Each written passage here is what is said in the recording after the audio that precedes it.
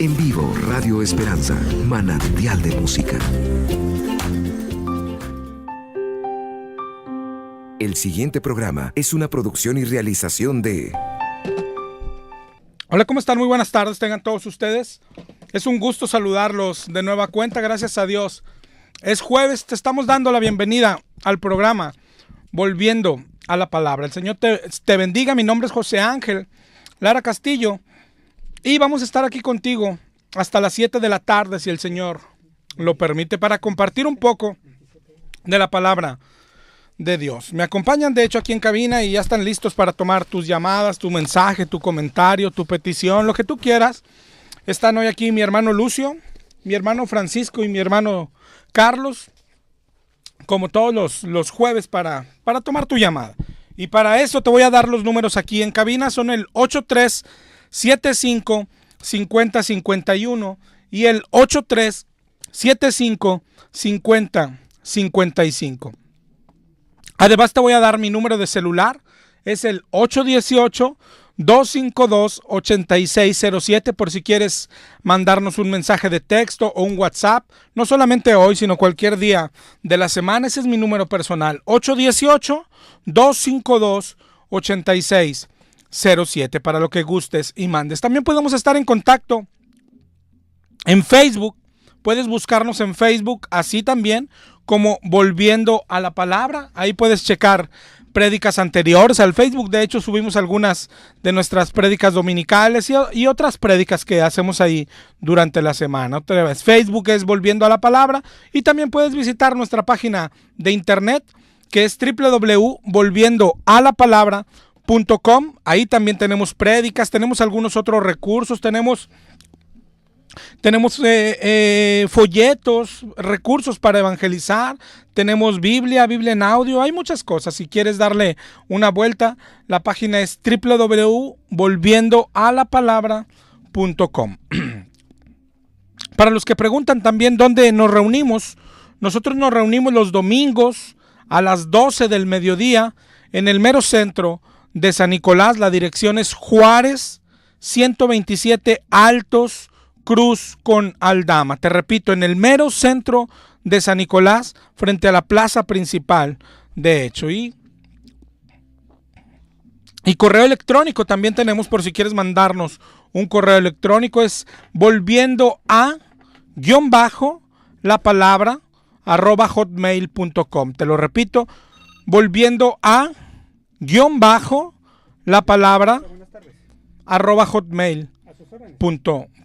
Y bueno, pues vamos a comenzar con el tema del día de hoy. Hemos estado hablando ya desde hace varias semanas de la Biblia, hablamos de la importancia, de la suficiencia, de lo indispensable de la Escritura, y después hablamos de algunas reglas de cómo interpretarla. Pero la semana pasada fuimos más atrás, hablando de que los católicos dicen que ellos nos trajeron la Biblia, y fuimos a ver algo de eso. Fuimos a la historia de la iglesia, pero incluso más atrás de la iglesia, porque la Biblia viene de más atrás de la iglesia. A veces los católicos dicen que no, que fue primero la iglesia y luego la Biblia, pero no es así. La Biblia comienza con el Antiguo Testamento, y el Antiguo Testamento existe mucho antes que la iglesia. La Biblia se forma de Antiguo y Nuevo Testamento, ¿ok? Lo que correspondió un día a la iglesia es elegir qué libros eran inspirados, es decir, el canon, pero del Nuevo Testamento. Y en eso estamos iguales los evangélicos y los católicos. Los 27 libros del Nuevo Testamento más el Antiguo Testamento, esa es la Biblia, pero el Antiguo Testamento ya estaba formado. ¿Quién crees que lo formó? ¿Okay? Aquí hay que usar un poquito la cabecita que Dios nos dio, ¿no? ¿Quién formó el Antiguo Testamento? Los judíos, no los católicos. Los católicos aún ni existían cuando el canon del Antiguo Testamento ya estaba hecho. ¿Sabes cuántos libros tiene la escritura de los judíos? 39. Los mismos 39 que tiene la Biblia evangélica. Los judíos tampoco reconocieron los deuterocanónicos. ¿Quién los agregó entonces o quién los quitó? Ya sabes, el eterno pleito, ¿no? ¿Quién los agregó? ¿Quién los quitó? Los católicos los agregaron. Los motivos son muy fáciles de ver, pero los veremos más adelante. Los agregaron para, pues, dizque justificar algunas de sus prácticas. Ellos suponen, como en toda la Biblia no hay nada, absolutamente nada, por ejemplo, de orar por los muertos. Ok, no hay nada en la Biblia, si tú lo lees no hay nada. Pero hay un libro de Macabeos, segunda de Macabeos, donde se veía a alguien orar por los difuntos. Bueno, pues agrégalo, ¿no? Es lo que hicieron, agregarlo. Aunque lo agregues, un versículo no da autoridad ni mandato para orar por los muertos.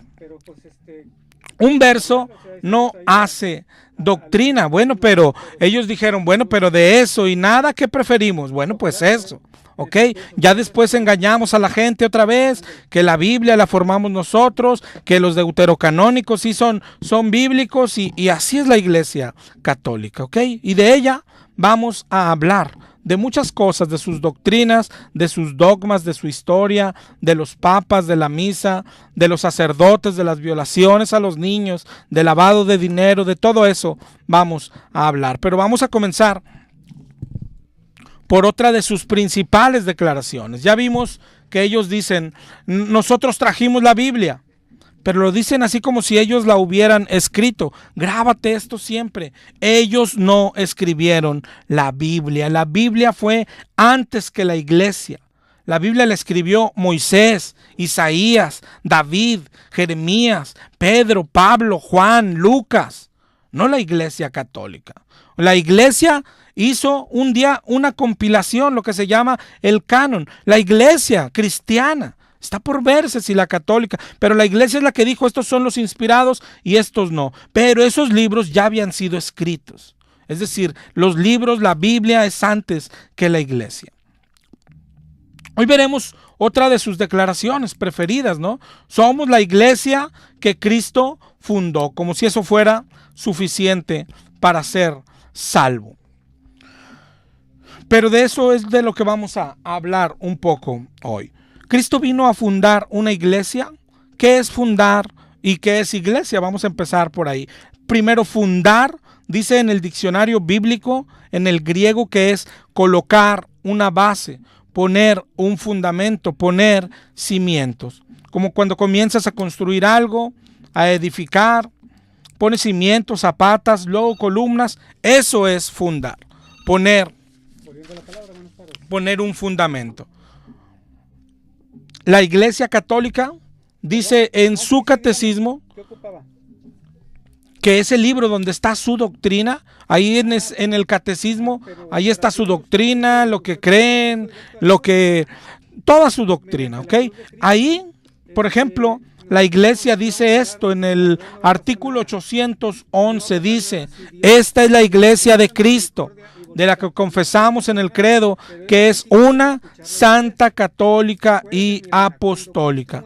En el 816 del catecismo dicen, la única iglesia de Cristo, nuestro Salvador, después de su resurrección, la entregó a Pedro para que la pastoreara. La encargó a él y a los demás apóstoles que la extendieran y la gobernaran. Esta iglesia subsiste en la Iglesia Católica, gobernada por el sucesor de Pedro y los obispos en comunión con él. En la Iglesia está depositada la plenitud de los medios de salvación. Por institución divina, los obispos han sucedido a los apóstoles como pastores de la Iglesia. El que los escucha, escucha a Cristo. El que los desprecia, desprecia a Cristo y al que lo envió. Las puertas del Hades no prevalecerán contra ella. Y tantas cosas más. Ellos basan la mayoría de sus declaraciones en el pasaje de Mateo 16:13. Mateo 16:13. Viniendo Jesús a la región de Cesarea de Filipo, preguntó a sus discípulos, diciendo: ¿quién dicen los hombres que es el Hijo del Hombre? Ellos, es decir, primero todos dijeron, unos dicen que eres Juan el Bautista, otros dicen que eres Elías y otros Jeremías o alguno de los profetas. Y él les dijo: ¿y ustedes quién dicen que soy yo? Y respondió Simón Pedro y dijo: tú eres el Cristo, el Hijo del Dios viviente. Y entonces le respondió Jesús: bienaventurado eres, Simón, hijo de Jonás, porque no te lo reveló carne ni sangre, sino mi Padre que está en los cielos. Y yo también te digo que tú eres Pedro, y sobre esta roca edificaré mi iglesia, y las puertas del Hades no prevalecerán contra ella. A ti te daré las llaves del reino de los cielos, y todo lo que atares en la tierra será atado en los cielos, y todo lo que desatares en la tierra será desatado en los cielos. Y en esto ha habido largos debates. Principalmente, ¿quién es la roca? ¿Y de quién habla cuando dice que las puertas del Hades no prevalecerán contra ella? Hace poquito lo analizamos cuando hablamos de las reglas de interpretar.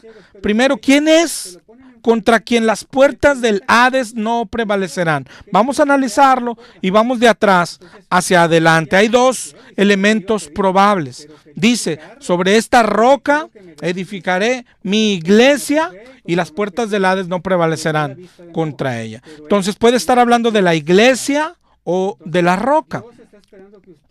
Analízalo despacio. Las puertas del Hades. El Hades es un lugar, el Seol, el infierno, el centro de la tierra. ¿Okay? Lo que está diciendo que ahí hay unas puertas para entrar y salir como en cualquier lugar. Unas puertas. Bueno, aquí lo que está diciendo el pasaje es que esas puertas no podrán detener a lo que hoy hablamos. ¿Será la iglesia o será la roca? Bueno, para que las puertas no te puedan detener, primero está hablando de alguien que baja, que entra al Hades, que entra al infierno, ¿ok? Entonces ya desde ahí partimos. ¿Es la iglesia? ¿La iglesia de Dios entrará en el infierno? Bueno, pues yo creo que esto es demasiado claro que no es así. La iglesia de Dios no entrará al infierno. La Iglesia Católica dice que se refiere a ellos. No, bueno, probablemente ellos sí vayan a bajar al infierno. Dudo que salgan, ¿verdad? Pero de que van a bajar, pues van a bajar ahí. Pero la iglesia del Señor no baja, no entra al infierno, ¿ok? Entonces, ya tenemos que descartar eso. Porque es lo que significa. Está hablando de alguien o algo que baja al infierno. Los católicos a veces dicen que las puertas del Hades no prevalecerán, que significa que nadie la puede vencer, que ni el pecado, que va a crecer, que tanto. No. Acuérdate de otra reglita para interpretar, la interpretación literal. Ok, y aquí está hablando literal. La Biblia habla de algo o alguien a quien va a entrar al Hades, y las puertas del Hades no la podrán detener. Es decir, algo o alguien que entre en el Hades, en el infierno, y sale de ahí. ¿Ok? Entonces no está hablando de la iglesia. ¿Ok? Entonces ya nos queda la otra posibilidad. Está hablando de la roca. La roca es la que irá al Hades y sus puertas no la detendrán. ¿Ok? Pero hay otro problema. ¿Y quién es la roca? Porque también tenemos dos posibilidades. Jesús dijo: yo te digo, tú eres Pedro, y sobre esta roca edificaré mi iglesia. ¿Quién es la roca? La iglesia católica dice que es Pedro. La iglesia cristiana evangélica dice que es Cristo, que es Jesús. Bueno, tenemos que analizarlo igual. Tenemos que aplicarle reglas de interpretación. La Biblia se interpreta a sí misma, ¿te acuerdas? Ok, ¿quién bajará o bajaría al infierno y saldría? ¿Es Jesús? ¿O es Pedro? ¿O es ninguno? ¿Qué dice la Biblia? La Biblia interpreta este pasaje. Miren Mateo 12:40. Dijo el mismo Jesucristo que como estuvo Jonás en el vientre del gran pez 3 días y 3 noches, así estará el Hijo del Hombre en el corazón de la tierra 3 días y 3 noches. Es decir, Cristo es el que bajó al centro de la tierra. Fíjate, este es más claro todavía. Hechos 2:27. Hechos 2:27 dice: porque no dejarás mi alma en el Hades, está hablando de Cristo, ni permitirás que tu santo vea corrupción. Entonces, ¿quién ha bajado al Hades y salido de ahí? Solo Cristo. Pues esto es así de sencillo. ¿Quién es la roca? Es Cristo. Es Cristo, hasta es sencillo. Hasta es sencillo, no es complicado. Mira Efesios 4:9. Eso de que subió, ¿qué es? Sino que también antes había descendido a las partes más bajas de la tierra. Estamos analizando, para ti que te acabas de unir a nosotros, estuvimos creo que un ratito fuera del aire y ahí con fallas. Estamos analizando y estamos hablando de la Iglesia Católica y empezamos a hablar de otra de sus declaraciones. La semana pasada analizamos lo que ellos dicen, que ellos trajeron la Biblia. Ya vimos que no es así, que la Biblia se forma de Antiguo Testamento y Nuevo Testamento. Ya vimos que el Nuevo Testamento coincide en los católicos y los evangélicos. Donde hay diferencia casualmente es en el Antiguo Testamento, que ese no le correspondió a la iglesia definirlo, ese lo definieron los judíos, y los judíos tienen los mismos 39 libros que tiene la Biblia evangélica. ¿Ok? Hoy estamos analizando otra declaración de ellos, que dicen: somos la iglesia que Cristo fundó, y se basan principalmente en Mateo 16. ¿Te acuerdas aquel donde Cristo le dice a Pedro: tú eres Pedro y sobre esta roca edificaré mi iglesia? Y estamos analizando quién es esa roca, y vemos primero que esta roca tiene una característica, que iba a bajar al Hades y las puertas del Hades no iban a poder con esta roca, y esa roca es Cristo. La Biblia dice que Jesucristo bajó al Hades y salió de ahí. Es decir, las puertas del Hades no prevalecieron contra él. La roca es Cristo. Y por si fuera poco este análisis, lo dice expresamente la palabra. Miren Efesios 2:20. Efesios 2:20 dice: ustedes son de la casa de Dios, cimentados en el edificio cuyas bases son los apóstoles y profetas, pero cuya piedra angular es Cristo Jesús. Él es la piedra, Él es la roca. Mira 1 Corintios 3:11. Nadie puede cambiar la base que ya está puesta, y es Cristo Jesús. ¿Te das cuenta? 1 Pedro 2:4 es el Papa, el primer Papa. Pedro dice: se han acercado al que es la piedra viva, desechada por los hombres, que sin embargo es preciosa para Dios, que la escogió. Él es la piedra, Él es la roca. ¿Ok? Si te fijas hasta aquí, la Biblia habla de una iglesia cuya roca, cuya cabeza es Cristo. Otros hablan de una iglesia cuya cabeza es Pedro. La pregunta es: ¿tú en cuál prefieres estar? O más bien, ¿en cuál estás? ¿En cuál estás? Ahora bien, de que Dios tenía en su mente una iglesia, claro que Dios tenía en su mente una iglesia. La soñó, la planeó, la formó, la fundó. Dice ahí: sobre esta roca edificaré mi iglesia. La edificó, la sigue edificando. De que iba a edificar una iglesia, así lo está anunciando en Mateo 16. Si te fijas, si has leído la Biblia, si has revisado la Biblia, la palabra iglesia no aparece ni una sola vez en el Antiguo Testamento. Aparece en el Nuevo Testamento. Iglesia es el nuevo pueblo de Dios. Ahora, lo importante es que es una iglesia. En el diccionario, en el griego, la palabra que se usa es eclesia con K. Eclesia, que significa fuera de, es decir, llamados fuera de. Esa es la iglesia. La iglesia son personas, es un grupo de personas que han sido llamados por Dios fuera de. ¿Fuera de qué? Fuera del mundo, fuera del pecado, fuera de todo. ¿Ok? Pero son personas.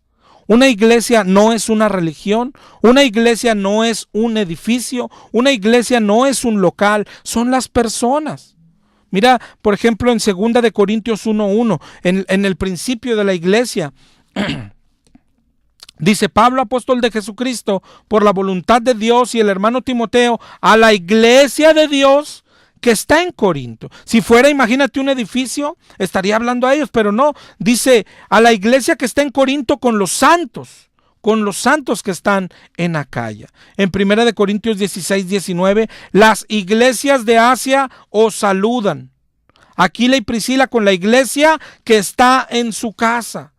Os saludan mucho en el Señor. ¿Te das cuenta? Se refiere a personas. Personas, la iglesia son las personas que han sido llamados fuera y que han decidido seguir a Cristo donde quiera que estén. La iglesia es toda persona que ha creído, ¿ok? Pero claro que el Señor está formando a su iglesia, y de hecho cuando regresa, dice Efesios 5:27, que viene, dice, a fin de presentársela a él, a sí mismo, una iglesia gloriosa, que no tuviese mancha ni arruga ni cosa semejante, sino que fuese santa y sin mancha. Él viene por una iglesia, está hablando, él viene por personas, por personas. Tú puedes pertenecer a una congregación. La Biblia no habla de que esa congregación es santa. La Biblia habla de personas. De personas. En cada congregación hay personas santas. Esa es la iglesia de Cristo. Cuando Cristo venga, vendrá por su iglesia, es decir, por las personas que son santas y sin mancha, y las va a sacar de todos lados. ¿Ok? No es una religión, no es un edificio, no es un templo. En la iglesia de Cristo no hay templos, nunca se reunían en templos, no se reúnen hoy en templos. La iglesia verdadera no se reúne en templos, porque el Dios al que siguen no habita en templos, no habita templos. Dice Hechos 17, 24. Hechos 17, 24. El Dios que hizo el mundo y todo lo que hay en él no vive en santuarios fabricados por humanos. No vive ahí. No vive ahí, discúlpame, y no sé si te pese, te moleste, pero la Biblia es lo que dice. Él no habita edificios, y esto no es nada más para los católicos. El Señor no habita los templos de los testigos de Jehová. El Señor no habita los templos de los adventistas. El Señor no habita ni el templo de los judíos hoy, porque no existe. El Señor no habita esos templos pentecostales. El Señor no habita ahí. El Señor no habita los templos bautistas, ni los metodistas, ni los luteranos. El Señor no habita los templos. Primera de Reyes 8:27 dice: si los cielos y los cielos de los cielos no pueden contenerte, ¿cuánto menos lo podrá esta casa que he construido? El Señor no habita ahí. Hechos 7:49. Hechos 7:49. El cielo es mi trono y la tierra el apoyo de mis pies. ¿Qué casa me pueden edificar?, dice el Señor. Es ilógico. El templo de Dios hoy son personas, no es ningún edificio. No es ningún edificio. Segunda de Corintios 6:16. Nosotros somos el templo del Dios vivo. Primera de Corintios 6:19 dice: ¿no saben que su cuerpo es el templo del Espíritu Santo que han recibido de Dios? Así es la iglesia. La iglesia es un grupo de personas, precisamente estas que acabamos de leer al final, en las que Cristo habita, en las que el Espíritu de Dios ha hecho su templo, su habitación. ¿Okay? No es un lugar, una iglesia no es un lugar, una iglesia no es un edificio, una iglesia no es una religión. De esa iglesia vamos a hablar hoy. Un poco. La semana pasada adelantamos un poquito. Hay muchas cosas que hablar, pero definitivamente lo primero es hablar de esta iglesia, cómo comenzó esta iglesia, la iglesia verdadera, primero. Y tenemos que hacer un poco de historia. La iglesia que aparece en el Nuevo Testamento, esa es la verdadera. Esa nació, si has leído la Biblia, nació luego de que Jesús dejó la tierra y sube al cielo. Jesús nos dijo, claro, que formaría una iglesia. Lo estábamos viendo ahorita en Mateo 16. Él dijo: sobre esta roca que es el mismo edificaré mi iglesia. Y después en Hechos 1:4.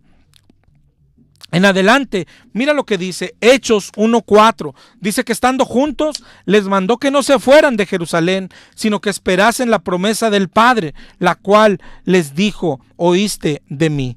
Porque Juan ciertamente bautizó con agua, mas vosotros seréis bautizados con el Espíritu Santo dentro de no muchos días. Entonces los que se habían reunido le preguntaron: Señor, ¿restaurarás el reino de Israel?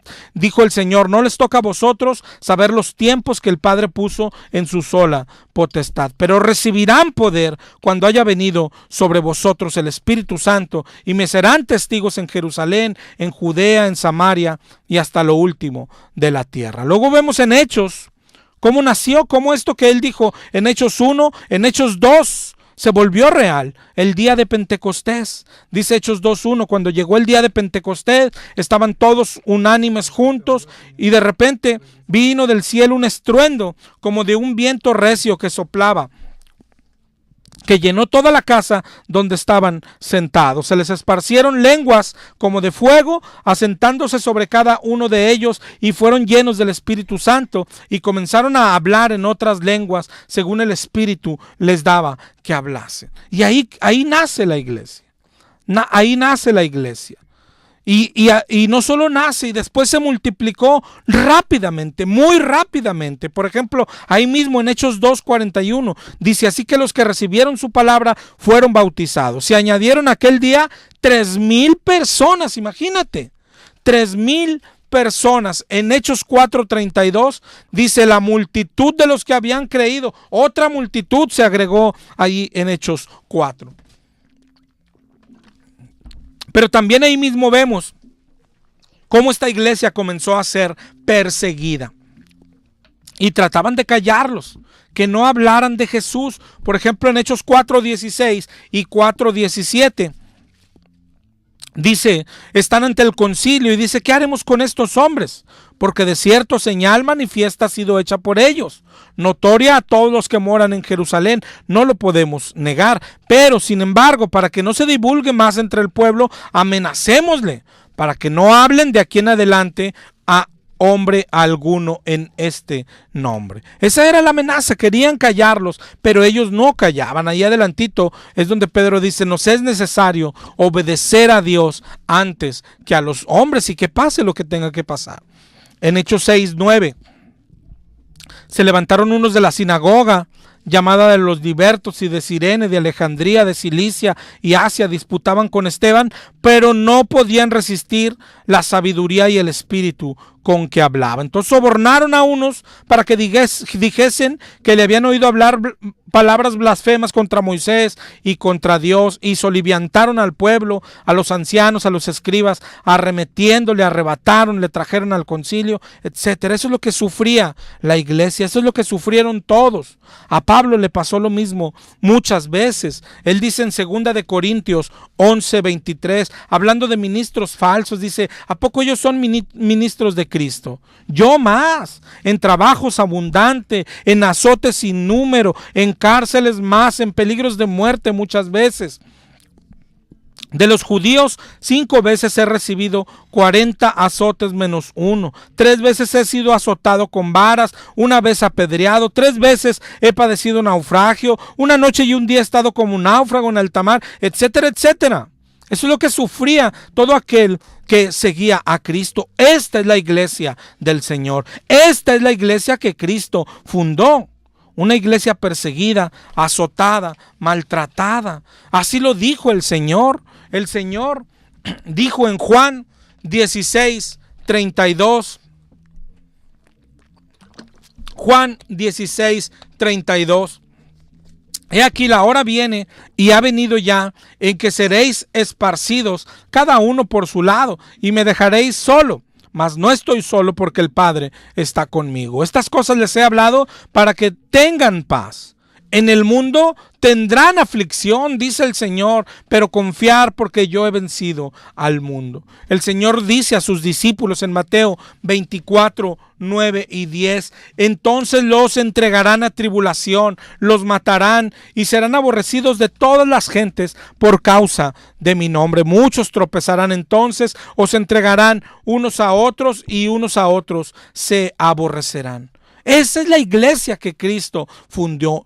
Pablo lo entendió así. Pablo dice a Timoteo, en 2 de Timoteo 3:10, tú has seguido mi doctrina, conducta, propósito, fe, amor, paciencia. Y luego dice en el 3:11, persecuciones, padecimientos, como los que me sobrevinieron en Antioquía, Iconio, Listra, persecuciones que he sufrido, y de todas me ha librado el Señor. Y también todos los que quieren vivir piadosamente en Cristo Jesús padecerán persecución. Esta es la iglesia que Cristo fundó. ¿Sabes qué tenemos que hacer? ¿Se parece en algo a la católica? Pues no. ¿Sabes qué es lo triste? Que tampoco se parece a la evangélica. Pero esa es la iglesia que Cristo fundó. Esa es la iglesia que el Señor dejó. ¿Ok? Los cristianos eran dispersados cada vez más. Mira lo que dice Hechos 8:1. Cuando dice Saulo consentía en su muerte, está hablando de la muerte de Esteban. Después dice, en aquel día hubo gran persecución contra la iglesia que estaba en Jerusalén, y todos fueron esparcidos por las tierras de Judea y de Samaria, excepto los apóstoles. Pero la iglesia fue esparcida. Así se esparció la iglesia, así empezó a crecer. ¿Ok? Pero eran perseguidos. Esta etapa de la iglesia o esta edad es la era apostólica. Juan es el último que escribe, cuando hablamos ahorita de la Biblia, de la palabra, Juan es el último que escribe. Entre el año 90 y 95, él escribe tanto su evangelio, sus epístolas, y al final escribió Apocalipsis. ¿Ok? Después Juan muere alrededor del año 100 después de Cristo, y ahí termina la era apostólica. ¿Okay? La historia de la iglesia se divide así.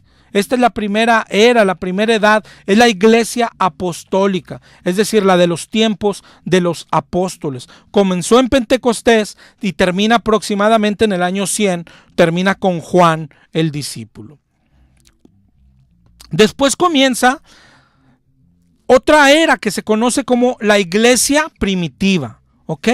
La iglesia cristiana siguió creciendo, y la persecución también fue creciendo por parte de los judíos principalmente. ¿Ok? Los cristianos tenían que permanecer ocultos. Pero estamos hablando en esta edad, en esta época, ¿de dónde vamos a sacar un papa? Por el amor de Dios.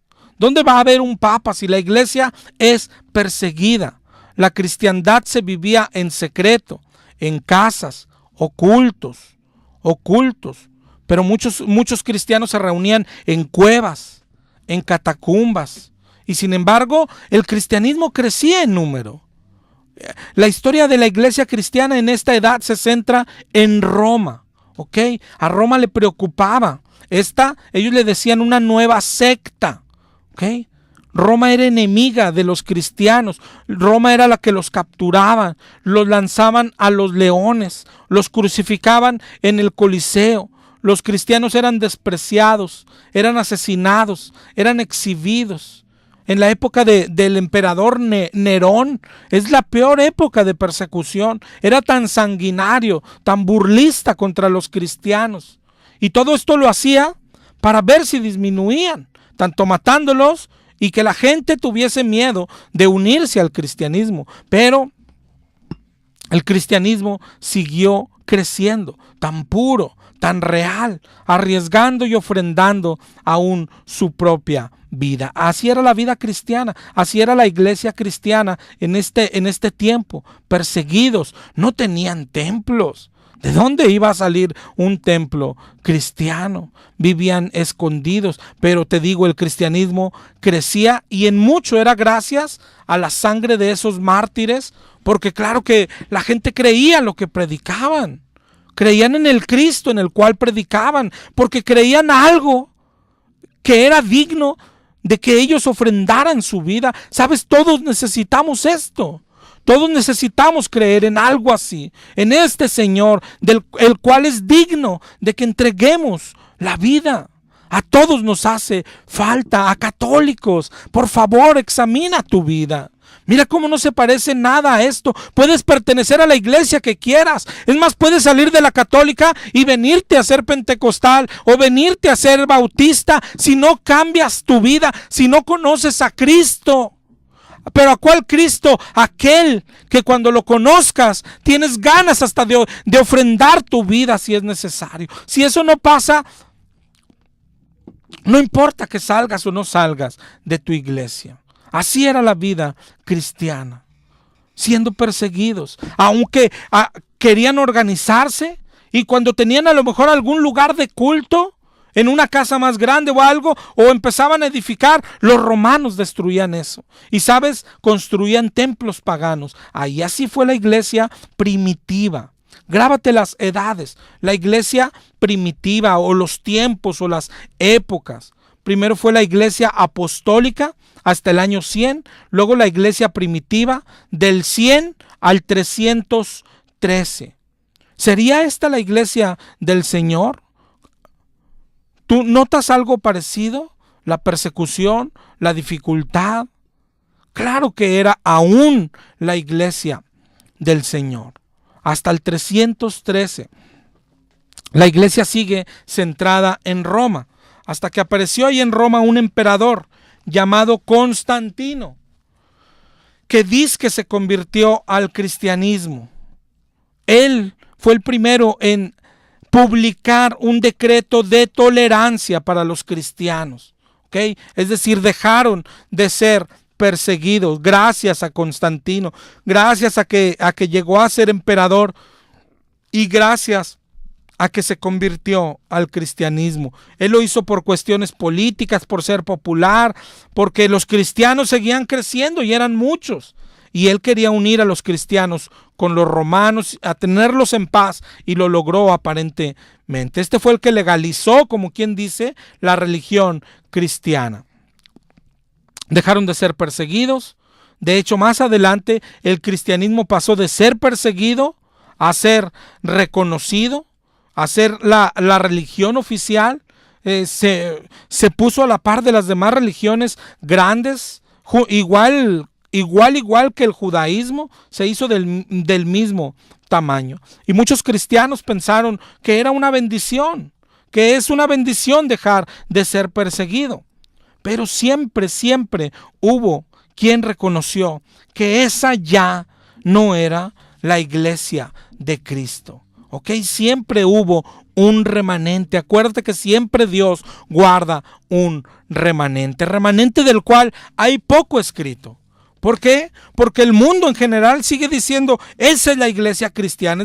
Oye, salió Constantino, hizo eso, pero esa es la iglesia cristiana. Así como si hoy, cuando escuchas noticias, esta es la iglesia cristiana. ¿Cuál? La católica. Están equivocados. Aquí es donde la iglesia, ahí se desvió. Constantino, te digo, según él se convirtió al cristianismo, pero seguía adorando dioses paganos. Entre tantos adoraba al dios Sol, y de hecho Constantino ofrecía todavía cultos paganos, y en los cultos paganos él se llamaba a sí mismo sumo pontífice, ¿ok? Este era un término pagano. Es Constantino el que luego más adelante trasladó este término al cristianismo, entre comillas, ¿ok? ¿Qué significa sumo pontífice? Pontífice significa puente, constructor de puentes. Es decir, un tipo como mediador con Dios. Pero sumo, es decir, es el máximo pontífice, es el máximo puente, era el más grande, ya no hay otro arriba de él. Es el pontífice máximo, el sumo pontífice, el papa, el obispo de obispos, el vicario de Cristo. Todo esto lo vamos a analizar en su momento. Pero Constantino fue el primero que se dio a sí mismo ese título dentro del cristianismo. ¿Ok? Es decir, fue el primer sumo pontífice. Luego esto sufrió cambios, pero los católicos hoy, según ellos, tienen una línea de tiempo desde el Papa de hoy hasta Pedro. Es decir, dicen que Pedro fue el primer Papa. Pero no es así. Tú puedes ir a toda la historia y vas a ver que el primero fue Constantino. ¿Ok? Hoy más fácil, ¿sabes? Más fácil. Pedro fue el primer papa. Bueno, no, hay papas que están en una era oscura donde no hay escrito nada. Donde no hay escrito nada. Dices, oye, bueno, tendrán razón o no. Bueno, pero la historia de Pedro sí está en la Biblia. Y no se ve nunca que se le haya nombrado papa. No se ve en la Biblia que exista ese término. Claro que ellos dicen, ya sabemos que papa no existe, pero a ver, la Trinidad tampoco existe en la Biblia y no por eso es verdadera. Ah, sí, entonces si la Trinidad es verdadera, el papa es verdadero. Ah, mira qué vivos son. No, mi hermano, la historia de Pedro, el que ellos dicen que es el primer papa, está en la Biblia y no se ve nunca que se le nombre papa. Oye, pero miren, Mateo 16 dice que se le dio autoridad. Mateo 16, 19, a ti te daré las llaves del reino de los cielos. Todo lo que atares en la tierra será atado en los cielos. Todo lo que desatares será desatado en los cielos. Sí, pero esa autoridad no era exclusiva de él. Mira cómo se le dio a todos los demás. Mira, a todos los discípulos. Cuando Jesús resucitó y se apareció varias veces, dice en Juan 20, 22, habiendo dicho esto, sopló y les dijo, recibid el Espíritu Santo.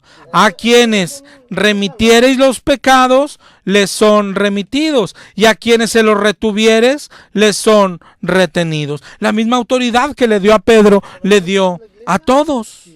¿Te das cuenta? Pedro no era más que ellos. Pedro era uno de ellos. Es así de sencillo. Es tan tonto lo que dice la Iglesia Católica. Ellos ven en Mateo 16, ¿quién habló primero? Pedro. En Hechos 2, ¿quién predicó? Pedro. Y como Pedro era el primero que hablaba, dicen, ¿ves? Eso quiere decir que era papa. ¿De dónde sacas eso, hermano? Puede ser que sea el más atrabancado, el que tenía más confianza para hablar, pero de eso a ser el obispo de obispos. De hecho, mira, más claro, hay un concilio que también está en la Biblia, en Hechos 15, y sí se ve que hay un líder, pero no era Pedro. Mira Hechos 15, 2. Va a haber un concilio porque dice en Hechos 15, 2. ¿Usted está interesada en una Biblia? Como Pablo y Bernabé tuvieron una discusión y contienda, se dispuso que subiesen a Jerusalén. Algunos otros de ellos a los apóstoles y a los ancianos para tratar esta cuestión. Y llegados a Jerusalén, dice el 15:4, fueron recibidos por la iglesia y los apóstoles y los ancianos. Y refirieron todas las cosas que Dios había hecho con ellos. Dice en el 15:6, se reunieron los apóstoles y los ancianos para conocer de este asunto, y después de mucha discusión, Pedro se levantó, mira, Pedro se levantó y les dijo, varones hermanos, vosotros sabéis cómo ya hace algún tiempo que Dios escogió que los gentiles oyesen por mi boca la palabra del evangelio y creyesen. Después más adelante en el 15:12 dice, toda la multitud cayó y oyeron ahora a Bernabé y a Pablo que contaban las grandes señales y maravillas que Dios hizo por medio de ellos. Cuando callaron, dice el 13, Jacobo dijo, varones hermanos, oigan, Simón ya contó cómo Dios visitó por primera vez a los gentiles. Dice en el 15:15, con esto concuerdan las palabras de los profetas. En el 15:18 dice el Señor que hace conocer todo eso desde los tiempos antiguos. Y termina en el 15:19, por lo cual yo juzgo, yo Jacobo, yo estoy liderando, yo juzgo que no se inquiete a los gentiles que se convierten a Dios, sino que se les escriba que se aparten, etcétera, etcétera. ¿Te das cuenta quién era el líder? El líder era Jacobo. Jacobo era el líder, no era Pedro. Entonces, ¿de dónde hemos sacado que Pedro es el primer papa? ¿De algo tan débil como Mateo 16? ¿Ok? No hay fundamento para eso, ¿ok? Pero siguiendo con la historia, a partir de Constantino, los cristianos empezaron a obtener privilegios. De hecho, pasaron de ser perseguidos a perseguidores. Comenzaron a perseguir herejes según ellos. Empezaron a ser tomados en cuenta para temas públicos, políticos. Se separó el clero, los sacerdotes, los altos rangos de los laicos. Comenzó la iglesia a jerarquizarse. Constantino les construyó templos. Los primeros templos, construcciones hermosas, así como ves hoy las iglesias católicas, pero más parecidas a las de los paganos, a las de los judíos. Pero la iglesia comenzó a gozar de paz, como hasta hoy. Otra vez, compara ahora esta iglesia. Esta iglesia, ¿sabes? Esta edad se le llama la iglesia imperial por el imperio romano. ¿Ok? Esta comenzó en el 313 y terminó por ahí del 426. Terminó cuando terminó el imperio. ¿Ok? Ahora compara esta iglesia con la iglesia apostólica y con la iglesia primitiva y tú di si se parece. ¿Verdad que no se parece? Eso es lo importante. No es de que Cristo fundó una iglesia y haga lo que haga, siempre va a ser la iglesia de Cristo. No es así. Cristo fundó una iglesia que tiene unas características y toda aquella persona que cumpla con esas características pertenece a la iglesia de Cristo. ¿Ok? La iglesia de Cristo no es un edificio visible ni una religión visible. La iglesia de Cristo está regada por todos lados. ¿Okay? Esta época, lo que fue para muchos cristianos un triunfo, pero fue la peor derrota. Ahí nos damos cuenta que no distinguimos lo malo de lo bueno. Mucha gente dice, pero ¿qué de bueno podía tener que la iglesia siguiera siendo perseguida? ¿Cómo que qué de bueno? Que todo el que se unía, todo el que se convertía por el amor de Dios estaba arriesgando su vida. Su vida, ¿de dónde? ¿De dónde podría haber una conversión falsa? ¿Qué de malo puede tener que dejó de ser perseguida? Que sea la religión oficial, que empezaron a entrar gente por decreto, que empezaron a convertirse gentes por conveniencia, igual que hoy. Personas a las que no les cuesta nada convertirse. La iglesia se llenó de falsos conversos, de falsos cristianos, y así ha crecido toda esa línea a la que hoy llaman iglesia cristiana. Antes de la persecución, la persecución mantenía a la iglesia pura. Después de Constantino, la iglesia se contaminó. Yo te pregunto a ti, por ejemplo, si tú eres católico, ¿a qué edad te convertiste al cristianismo? ¿A qué edad te convertiste en católico? Así naciste, lo heredaste de tu papá y de tu mamá y nadie se ha preguntado si es correcto. ¿Sabes por qué? Porque es la religión más cómoda, sigue estando en el poder, sigue teniendo poder, sigue siendo la más grande. Sigue ofreciéndonos el cielo sin hacer nada, continuando con tu pecado, pero te está engañando. ¿Ok? Solo queremos ponerte a pensar, ¿sabes? Va a ser una serie de programas. Solo estamos comenzando con la historia de la iglesia hoy. ¿Ok? Hablamos de partirla porque así se parte en la historia de varios momentos. La iglesia apostólica, ¿cuál? La que estuvo cuando eran los apóstoles, hasta Juan. Después de Juan, la iglesia primitiva, hasta Constantino. Pero mira cómo la iglesia primitiva era tan similar a la iglesia apostólica. Y después viene la iglesia imperial, la del imperio romano, cuando empezó Constantino. Ahora ya mira esa iglesia, cómo no se parece ni a la apostólica ni a la primitiva. Esa es la clave. Y esta clave no es solo para católicos.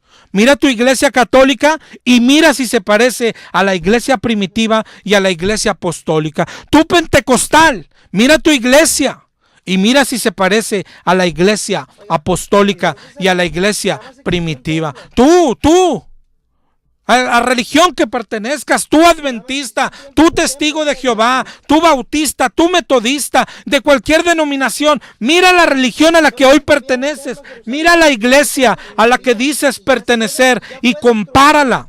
Esa es la clave, porque le decimos a los católicos, es mentira, tu iglesia no la fundó Cristo. ¿Cómo lo sabemos? Porque no se parece en nada. Pero mira tu iglesia, mira tu religión, mira tu denominación. ¿Se parece a la iglesia apostólica? ¿Se parece a la iglesia primitiva? Ninguna manera. De ninguna manera. ¿Ok? Pero hoy llegamos hasta aquí. ¿Ok? Luego de la iglesia imperial del tiempo romano, de ahí va a empezar, bueno, un poquito antes, desde el 380 hasta la Reforma Protestante. Ahí es la iglesia en la era medieval. ¿Ok? En la era medieval. Eso es lo que sigue. Eso es lo que va a seguir. ¿Ok? Eso lo veremos la próxima semana. Eso, el papado, las cosas horribles que se hicieron en el papado, y ellos dicen que son los sucesores de Cristo, pero eso lo veremos la próxima semana, si Dios lo permite. Muchas gracias por escuchar. Una disculpa por los problemas, pero la próxima semana, si Dios quiere, estaremos acá contigo. Dios te bendiga. Conoce un nuevo